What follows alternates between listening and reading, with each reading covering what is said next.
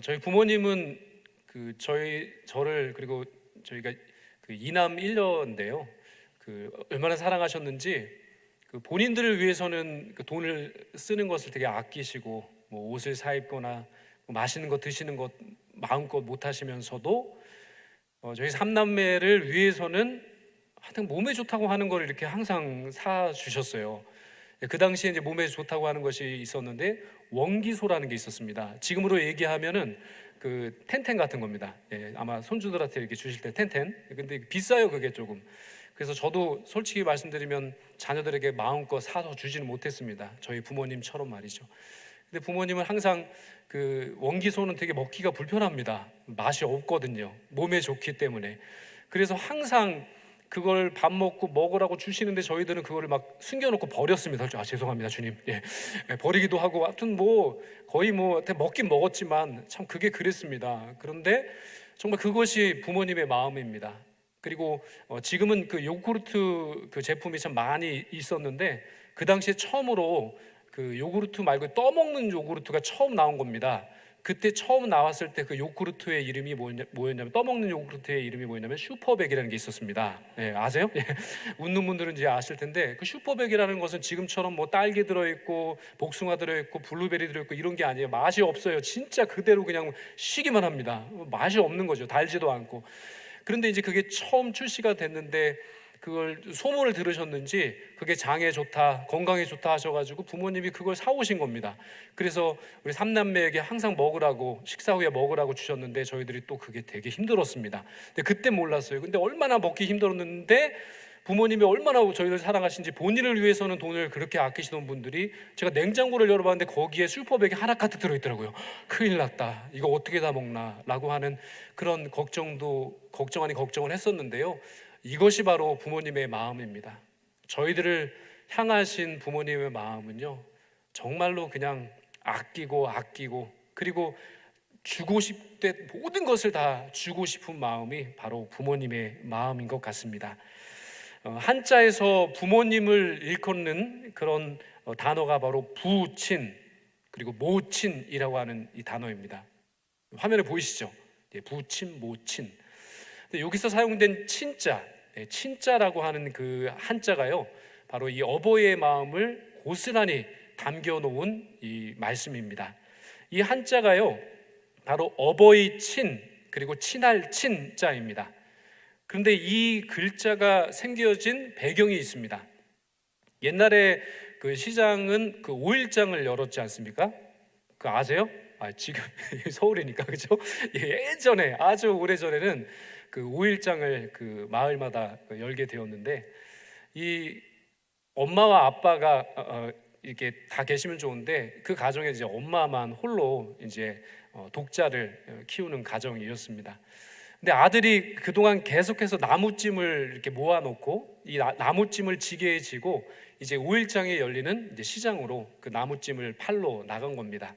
이제 아들은 장에 가고 이제 홀로 남은 어머니가 이제 텃밭 농사일도 하시고, 집안일들은 뭐 하루 종일 해도 끝이 안 나잖아요. 그렇죠? 잘 하세요? 집안일은 끝나도 끝난 게 아니라 계속해서 할 일이 많잖아요. 그래서 그런 일들을 막 도맡아 하시는데, 그 일들을 하시면서도 어머니는 장에 가 있는 아들 생각뿐인 겁니다.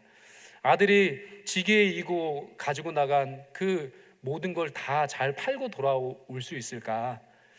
우리 아들이 이제 올해 또 몇 세인데 참 장가를 가야 되는데 올해는 꼭 장가를 보냈으면 좋겠다라는 생각, 뭐 이런저런 생각을 또 하시면서 그렇게 시간이 어느덧 흘러서 이제 저녁 식사할 때가 다 된 겁니다.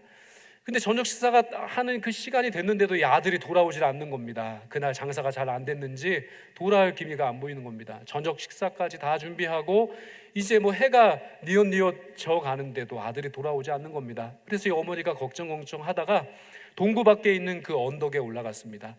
그리고 시장 쪽을 바라보는데 잘 안 보이는 겁니다. 그래서 이 엄마가 그 언덕 위에 있는 나무, 그 노무가 어떻게 거기 또 올라가시겠어요? 근데 어떻게 해서 그 나무 위에 올라가셔서 저쪽 산 밑에 있는 그 장터를 향해서 바라보고 계신 겁니다. 우리 아들이 지금 오고 있나? 어디 있나? 이렇게 바라보시는 그 글자, 그것이 바로 어버이 친입니다. 글자 보시면요, 나무 목 있고 서다립 그리고 볼견자가 되어 있잖아요. 어머니가 나무 위에 오르셔서 서서 아들이 오는 것을 바라보고 있는 이 모습, 이것이 바로 애틋한 그 어버이의 마음이 바로 이 친할친, 어버이 친이라고 하는 글자에 담겨져 있는 겁니다. 그런데 여기에 버금가는 효자가 있습니다.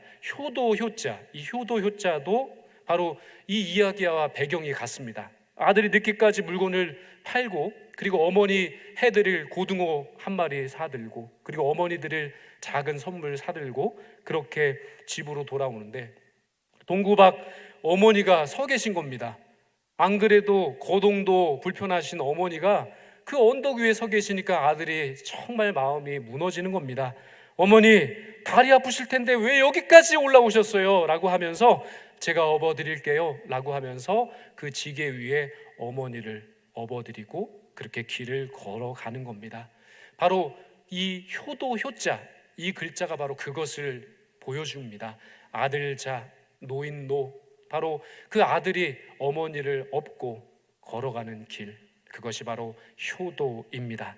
이처럼 바로 어버이 친, 효도 효, 이것으로 가득한 가정은 하나님께서 약속을 통해, 말씀을 통해 주신 놀라운 평강의 역사와 축복의 역사가 가득하게 될 줄로 믿습니다.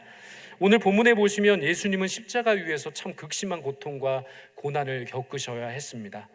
정말 살을 찢기시는 고통, 그리고 정말 숨조차 쉬지 못할 정도로 정말로 고통스러운 그 십자가 위에 달리셨을 그때에도 예수님은 바로 그 어머니 모친 마리아를 바라보시면서 그 마리아를 걱정하시는 겁니다. 어머니를 걱정하시는 겁니다. 그리고 홀로 남은, 다 도망가고 홀로 남은 제자 사도 요한을 향해서 이렇게 말씀하십니다. 오늘 본문 27절의 말씀입니다. 또 그 제자에게 이르시되 보라 내 어머니라 하신대 그때부터 그 제자가 자기 집에 모시니라. 예수님의 십자가의 고통, 정말 말로 다 형용할 수가 없습니다. 그 고통을 어떻게 감당할 수 있겠습니까? 그런데 그럼에도 불구하고 예수님은 그 십자가의 모진 고통과 고난 속에서도 그 사랑하는 어머니를 향해 눈을 떼실 수가 없는 겁니다. 그 어머니의 사랑을 받고 자라오신 그 예수님, 그 어머니의 사랑, 은혜 다 갚을 길이 없는데 그렇게 하늘 아버지의 뜻을 품고 십자가의 이지에 못 박히셔서 이 세상을 떠나시기 직전 예수님은 그의 어머니였던 이 마리아를 향해서 그렇게 사랑과 정성의 마음을 품고 끝까지 눈을 떼지 못하셨습니다. 예수님 당시 유대 사회에서는 효라고 하는 것은 도덕이나 윤리 차원을 뛰어넘는 겁니다. 그것은 바로 생존의 문제였습니다. 성경은 반복해서 강조하십니다. 부모를 공경하는 것이 복된 것이고 부모를 공경할 때 이 땅에서의 삶이 형통하고 그리고 장수할 것이다 라고 말씀하십니다. 모세오경의 말씀을 보시면 율법에 19번이나 부모님을 공경해야 할 것을 강조하고 계십니다. 그리고 랍비문헌인 탈무드를 보시면 이렇게 기록되어 있습니다. 부모님을 공경하는 것은 하나님을 섬기는 것과 동일하다. 부모님께 잘하고 부모님께 효도하는 것이 하나님을 섬기고 하나님을 사랑하고 하나님을 공경하는 것과 같다라고까지 표현을 하고 있습니다.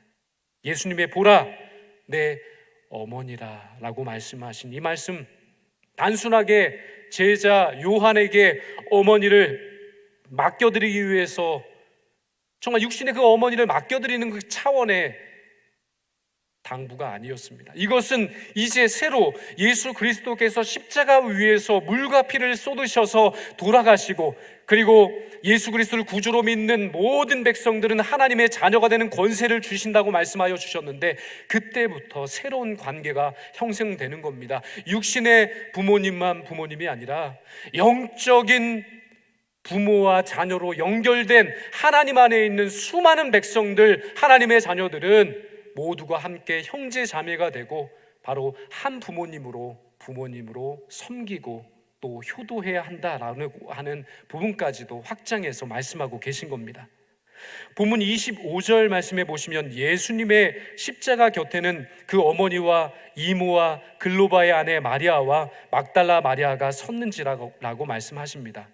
예수님 당시 정말 그 로마의 형벌 중에서 가장 처참하고 정말로 수치스러운 형벌이었던 이 십자가 처형, 그 처형 때에 오른 예수님을 바라보면서 그 12명의 제자들, 사도 요한을 제외하고 모두 다 도망쳐 버렸습니다. 두렵거든요. 너무나 어려운 형편이거든요. 감당할 수가 없었거든요. 그래서 그들 모두가 다 도망치고 말았습니다. 그런데 그 자리에 몇몇 충성스러운 여인들과 바로 예수님의 사랑하는 제자 사도 요한이 그 십자가 곁에 머물러 있던 겁니다. 바로 이 네 여인의 이름이 나옵니다. 예수님의 어머니 마리아, 그리고 이모, 그리고 글로바의 아내 마리아, 그리고 막달라 마리아라고 하는 이 네 명의 여자들과 그리고 예수님의 그 사랑하는 제자 바로 요한이 그 십자가 곁에, 말로 다 형용할 수 없는 이 고통스러운 십자가 곁에 그 5명이 머물러 서 있는 겁니다. 아들의 고통을 지켜보며 형용할 수 없는 슬픔과 눈물을 흘리고 있는 그 예수님의 어머니 마리아, 정말 예수님은 자신의 극한 고통 속에서도 이러한 어머니의 아픔을 헤아리고 있는 겁니다. 어머니의 사랑이 얼마나, 아들을 향한 극진한 사랑이 얼마나 큰지 저는 주변에서 너무 쉽게 볼 수가 있습니다. 저도 아들이 둘이 있는데요, 그 아들이 어렸을 때 이제 뭐 40도에 달하는 그런 열이 오를 때 정말 그 열을 떨어뜨리기 위해서 새벽녘에 중간중간 그 해열제를 먹여야 되고요, 그 다음에 이제 수건을 또 머리맡에 올려서 그 열을 내려줘야 되잖아요. 근데 저는 아빠인데도 불구하고 그 애가 막 40도에 달하는 열이 팔팔 끓어도 저는 콜콜 잠을 잘 잤습니다. 죄송합니다. 그런데 저희 아내는 정말 어머니의 그 사랑이 얼마나 큰지 그 아들을 위해서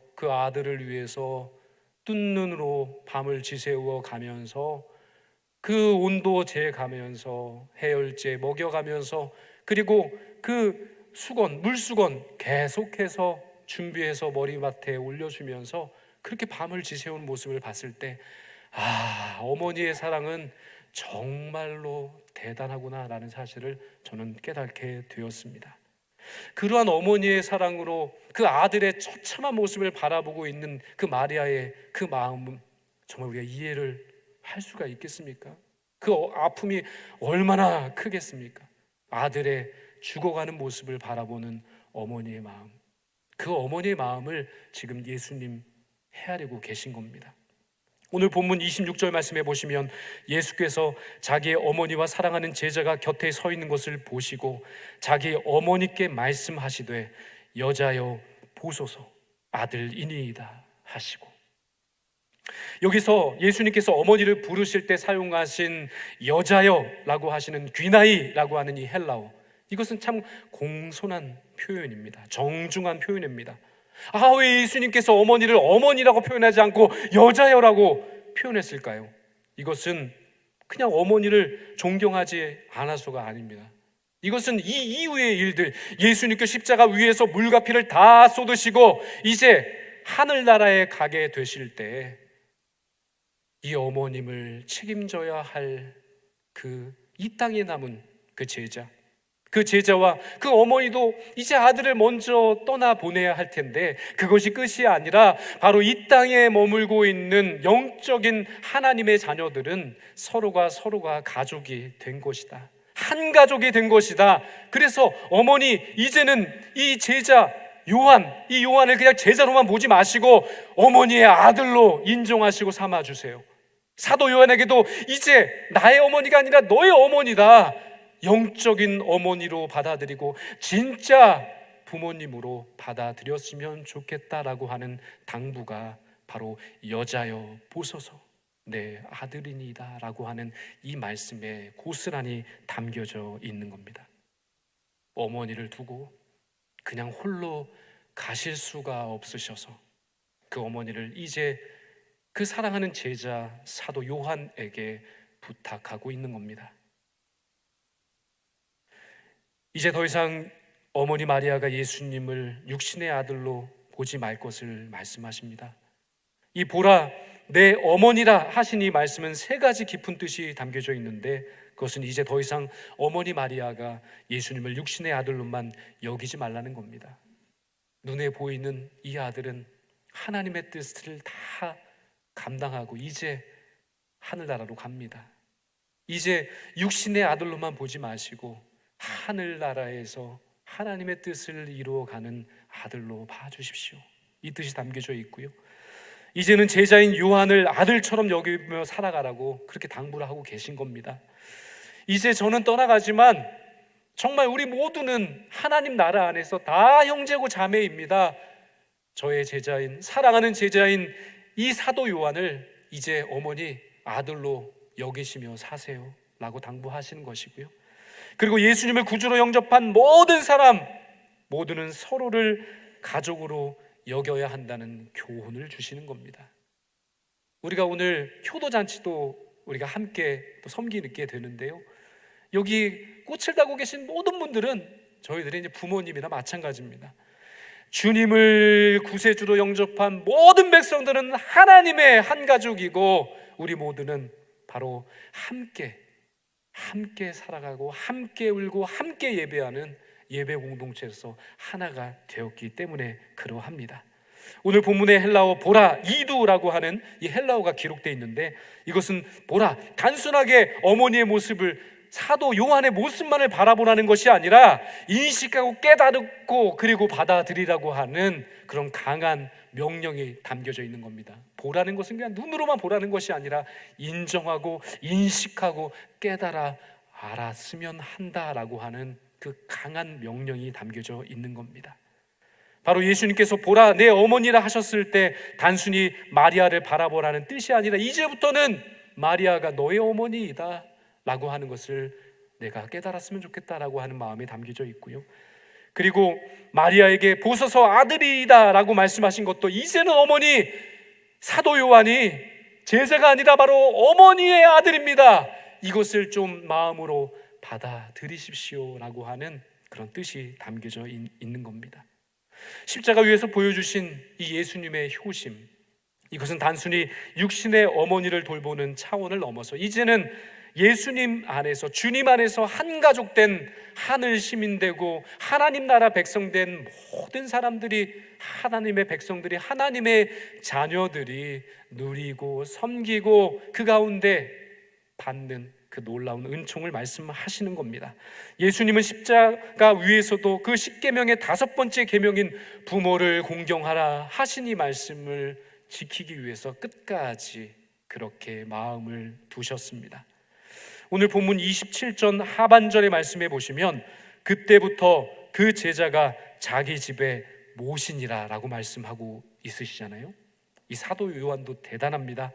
바로 예수님의 말씀, 내 어머니라 말씀하신 이 말씀을 마음에 새기고 그것을 깨닫고 그것을 인정하면서 진짜 마리아, 그 어머니를 모시고 평생 그 어머니를 모시고 살았다는 겁니다. 교회 전승에 따르면 요한은 마리아가 생을 마감할 때까지 아들의 역할을 충실히 감당했다라고 기록하고 있습니다. 이 순종은 결국 요한 사도의 인생과 사역에 더할 나위 없는 큰 축복으로 이어지게 됩니다. 당시 마리아는 40대, 요한은 20대였습니다. 마리아가 90세쯤 별세하게 되었는데요, 이 사도 요한이 바로 어머니 마리아를 봉양한 기간이 50여 년이 되었습니다. 50년여의 기간. 우리 교회가 50주년이 되죠. 신년. 바로 사도 요한이 마리아 어머니를 모시고 사신 기간이 무려 50여 년이었다는 겁니다. 이 기간 동안에 사도 요한도 그 젊을 때 얼마나 하고 싶은 일이 많았겠습니까? 20대의 사도 요한 얼마나 펼치고 싶은 뜻이 컸겠습니까? 세속적인 그런 영광도 추구하고 싶고 세속적인 성공도 거두고 싶고 그 사역에 있어서도 마음껏 하나님의 손에 붙들림 받아서 동서남북 사방으로 나가서 얼마나 맡겨준 사명을 감당하고 싶었겠습니까? 그 당시에 동기였던 베드로, 교회의 지도자가 돼서 큰 역할을 도맡아서 감당했습니다. 앞장서서 감당했습니다. 베드로는 사도 요한과 더불어서 경쟁하는 관계일 정도로 서로 누가 앞서냐 이걸 경쟁하던 사람들이었습니다. 그런데 베드로는 그렇게 앞장서서 교회를 위해서 큰 역할을 감당하고 있을 때 사도 요한 얼마나 마음에 큰 부담이 있었겠습니까? 얼마나 괴로움이 있었겠습니까? 나도 할 수 있는데, 나도 마음껏 쓰임받을 수 있는데 나는 여기서 그냥 늙어가는구나. 그 마음 이해 가십니까? 당시 바울 사도는 아시아 지역과 유럽의 전 지역에 걸쳐서 전도 여행을 펼쳐갔습니다. 수많은 교회를 세웠습니다. 수많은 제자를 세웠습니다. 수많은 성도들을 그렇게 말씀으로 사역했습니다. 그런 사역의 열매들을 바라보면서 어찌 사도 요한도 부러운 마음이 들지 않았겠습니까?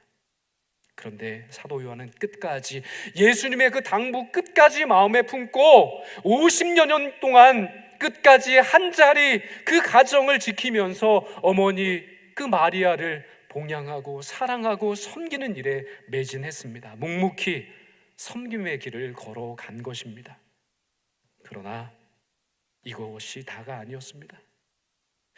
사도 요한은 그 마리아, 그 어머니인 마리아를 봉양하는 가운데 뜻하지 않은 은혜를 경험한 겁니다. 그 가운데 다른 사람들은 경험할 수 없는 영적인 깊이를 체험한 겁니다. 하나님의 신비를 경험하게 되었다는 겁니다.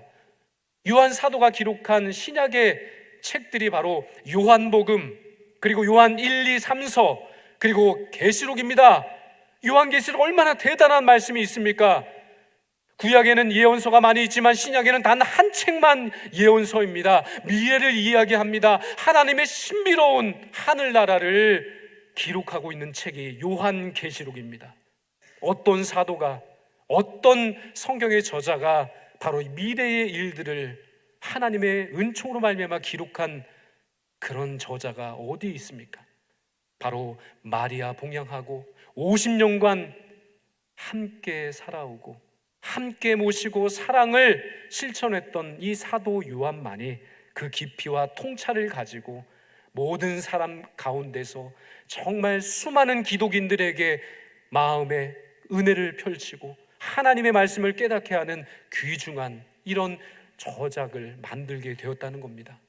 요한 1서의 말씀 보십시오. 얼마나 대단합니까? 하나님은 사랑이시니라. 이 말씀이 어디 기록되어 있습니까? 바로 요한 1서의 말씀 아니겠습니까? 하나님이 바로 말씀 그 자체이시고 예수 그리스도가 바로 우리가 읽고 있는 성경 말씀 그 자체이시다. 바로 요한 복음 1장의 가르침이 바로 이 귀한 말씀입니다. 어느 책 하나 가벼이 볼 수 없을 정도로 깊은 영적인 통찰력을 가지고 있는 이 기록을 남기게 되었다는 겁니다. 특별히 예수님 그 살아생전에 어렸을 적 그 이야기들, 그리고 청소년 시절의 이야기들, 청년 때의 그런 이야기들 누가 알 수 있겠습니까? 바로 어머니 마리아는 속속들이 알고 있었던 겁니다. 50년간 예수님 그 살아생전의 모습들, 하셨던 그 말씀들, 어렸을 적 소년 때에 있었던 그 많은 일들, 바로 사도 요한은 마리아와 함께 그 50년간 대화하고 함께 기도하고 함께 사랑을 나누면서 바로 그 예수 그리스도의 진짜 생애와 사역에 대한 깊이 있는 이해를 가질 수 있게 된 것입니다. 초대교회 교부였던 이레네우스는 요한이 마리아에게서 들은 예수님의 어린 시절 이야기가 바로 요한복음의 깊이를 더하게 되었다라고 기록했습니다. 실제로 요한복음 2장에 보시면 첫 번째 기적이 가나의 혼인잔치입니다. 그 어떤 공간복음에도 가나의 혼인잔치 기록은 찾아볼 수가 없습니다. 유일하게 요한복음에만 기록되어 있는 첫 번째 기적이 바로 가나의 혼인잔치. 그 기록을 보시면 바로 예수님과 예수님의 어머니 마리아가 말씀을 나누었던 참 구체적인 내용들이 기록되어 있습니다. 누가 알 수 있겠습니까? 제자 누가 그 내용을 알 수 있겠습니까? 바로 마리아를 모셨던 사도 요한만이 마리아를 통해서 그때의 상황을 듣고 깊이 있는 하나님의 말씀을 깨닫게 된 것입니다. 이처럼 요한의 삶은 세상의 기준으로 봤을 때는 주목받지 못하는 그런 삶일 수 있었지만, 그러나 하나님 앞에서는 그의 삶 자체가 영광스럽게 쓰임받을 수 있는 하나님의 귀하고 선한 도구가 되었다는 사실입니다. 이 과정을 통해서 우리는 무엇을 알 수 있습니까? 그렇군요. 하나님 앞에 부름받고 쓰임받는 사람들은, 세상 사람들은 금그릇, 은그릇, 철그릇을 다 따르지만 하나님 앞에 부름받은 하나님의 일꾼들은 정말 어떤 일을 감당하든지 간에 그 모든 것을 똑같이 귀하게 여기시는구나. 그렇습니다. 하나님은요, 저희들이 어떤 자리에서 앞장서서 감당하는 일이든, 배후에서 눈에 보이지 않는 그곳에서 감당하는 일이든 똑같이 귀히 여겨주신다라고 말씀하십니다. 저희 모두가 세상의 평가에 의존하고 연연하는 인생이 아니라 하나님 맡겨주신 사명이라면, 하나님 맡겨주신 일이라면 제가 나서서 하겠습니다라고 하는 그 순종을 통해 하나님 주시는 놀라운 은혜와 복을 충만하게 받아 누리시기를 주님의 이름으로 축원드립니다. 또한 요한 사도는요, 12 제자 중에서 유일하게 자연사한 제자였습니다. 그는 오랜 생애 동안에 요한복음, 요한 1, 2, 3서와 요한계시를 기록하면서 초대교회와 수많은 그리스도인들에게 영적인 위대한 유산을 남기게 되었습니다. 부모를 공경하라, 이 계명은 출애굽기 20장 12절 말씀에 약속하신 대로 네 부모를 공경하라, 그리하면 네 하나님 여호와가 내게 준 땅에서 네 생명이 길리라 라고 하신 이 약속의 성취를 보여줍니다. 사도 요한은 이것을 바라며 어머니를 공경한 것이 아닌데 50년간의 그 삶의 여정을 통해서 하나님은 그 말씀에 약속하신 축복을 바로 사도 요한에게 넘치도록 베풀어 주신 것입니다. 어버이 주일을 맞이하여서 우리는 이 말씀을 통해서 참 부모님을 공경하는 것이 부모님께는 얼마나 기쁨인지, 그리고 부모님을 공경하는 그 인생을 하나님께서 얼마나 축복해 주시는지를 다시금 마음에 새기기를 소망합니다. 명심보감에 보시면 부모님의 마음은 하늘보다 높고 바다보다 깊다라고 했습니다. 이 글귀를 가지고 또 가사를 가지고 또 곡을 쓴 사람도 있잖아요. 정말 부모님의 마음은 하늘보다 높고 바다보다도 깊으십니다. 다 담을 수 없고 다 이해할 수 없습니다. 이러한 하늘보다 높고 바다보다 깊은 어버이의 마음을 표현한 드라마가 있는데, 전에도 소개해드렸던 이 폭삭 소가수다라고 하는 이 드라마의 그런 명장면 하나가 나옵니다. 어떤 장면이냐면, 이 금명이가 결혼을 앞두고 여러 가지 양가 입장이 좀 어려워서 파혼을 하게 되었습니다. 정말 사랑하는 사람과 결혼해서 아들, 딸 낳고 정말 행복하게 살아가는 것이 얼마나 기쁨입니까? 그런데 그 사랑하는 사람과 양가의 여러 문제 때문에 결혼할 수 없고 파혼을 하고 정말 엉엉 울면서 식음을 전폐하고 이제 직장도 다 또 휴가를 내면서 이제 제주 고향집으로 돌아왔습니다. 이 제주 고향집에 돌아온 그 금명이에게 엄마도 아빠도 아무 말을 하지 않습니다. 그냥 맛있는 따끈한 그 밥 지어서 실컷 먹을 수 있도록 그렇게 도와주고, 그리고 그동안 얼마나 열심히 뛰어왔습니까? 얼마나 지쳤겠습니까? 몸과 마음이 다 지쳐있는 그 딸을 위해서 그렇게 따뜻한 밥 지어서 잘 쉴 수 있도록 그렇게 하루가 이틀이 지나가는데, 이 아빠가 이 새벽에 이제 늘 동일한 새벽에 일어나서 일을 나갔던 이 아빠가 이 딸 금명이를 갑자기 깨우는 겁니다. 이 딸이 정말 더 곤히 자고 싶은데 새벽에 아빠가 깨우니까 막 신경질이 나는 겁니다. 그래서 신경질을 냈는데 아빠를 따라 나선 겁니다, 금명이가. 그래서 이제 그 아빠의 배를 타고 바다에 나갔습니다.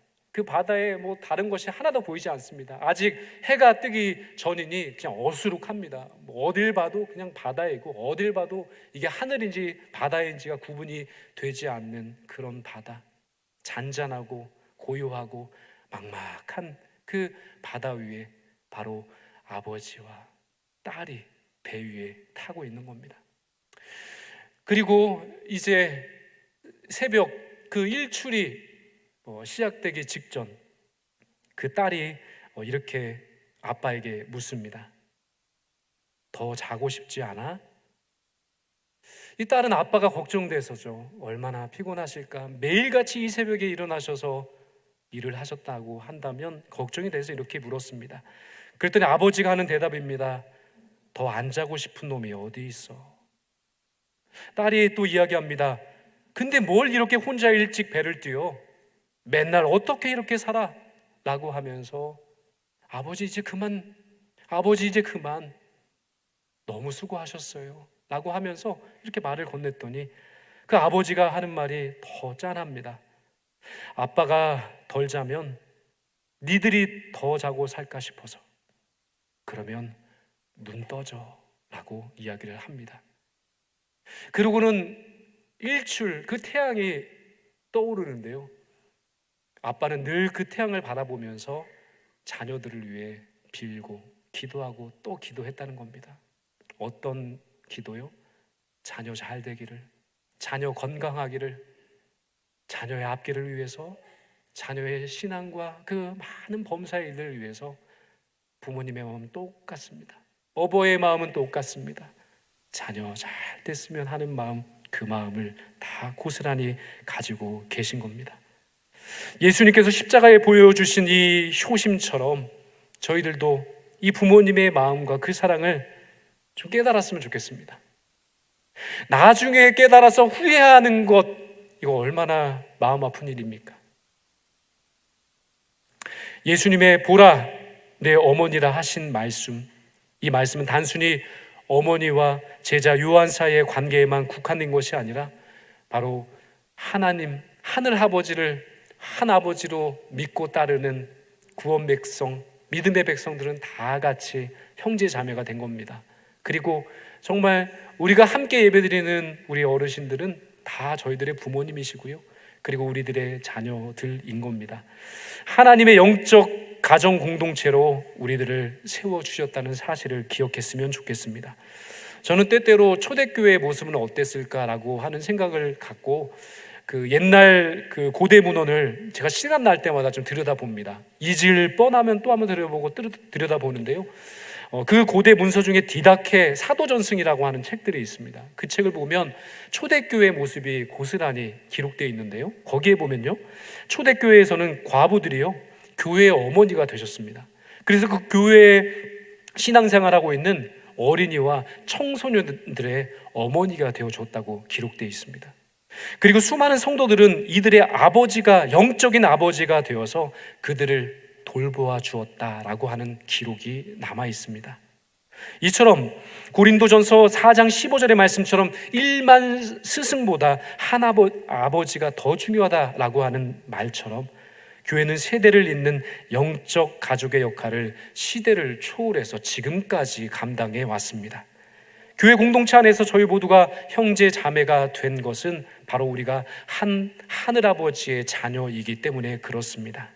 그러므로 정말 예수님께서 내 어머니라, 그리고 정말 아들이다 라고 말씀하신 것처럼 우리가 하나님 안에서 한 가족 되었음을 다시금 마음에 새기셔서 부모님을 공경하는 마음으로 연장자를 존중해 주시고 자녀를 사랑하는 마음으로 약한 분들을, 그리고 소외된 우리의 성도들을 돌보고 사랑해 주어야 할 줄로 믿습니다. 예수님의 보라 내 어머니라 하신 말씀은 오늘 우리에게 여러 차원의 의미를 말씀하고 계신데요, 첫 번째는 부모 공경은 하나님의 명령이자 축복의 통로라는 사실을 말씀하고 계시고, 둘째는 믿음의 공동체 안에서 우리는 서로를 가족으로 여기고 돌보아야 한다는 것을 말씀하십니다. 셋째는 부모님을 공경하는 삶은 결국 우리의 영적인 성장과 하나님의 축복으로 이어지게 된다는 사실을 우리들에게 말씀하십니다. 어버이 주일을 맞이하여서 우리 함께 온 가족이 함께 예배드리는 이 자리, 특별히 부모님을 향한 공경과 사랑의 마음을 마음껏 표현하시길 바랍니다. 부모님들은 자녀들을 향한 사랑의 마음을 그냥 행동으로만, 실천으로만, 뒤에서 기도하는 것으로만 머물지 마시고 그 사랑을 한 번 더 볼 수 있도록, 깨달을 수 있도록 그것을 실천해 주시기를 바랍니다. 이러한 사랑과 섬김과 이 놀라운 그 축복의 역사가 가득할 때 온 가족이 하나님 안에서 누리게 되는 그 기쁨과 은총과 그 놀라운 사랑을 정말 5월 가정의 달 이 한 달 동안에 넘치도록 누리며 사시기를 주님의 이름으로 축원드립니다.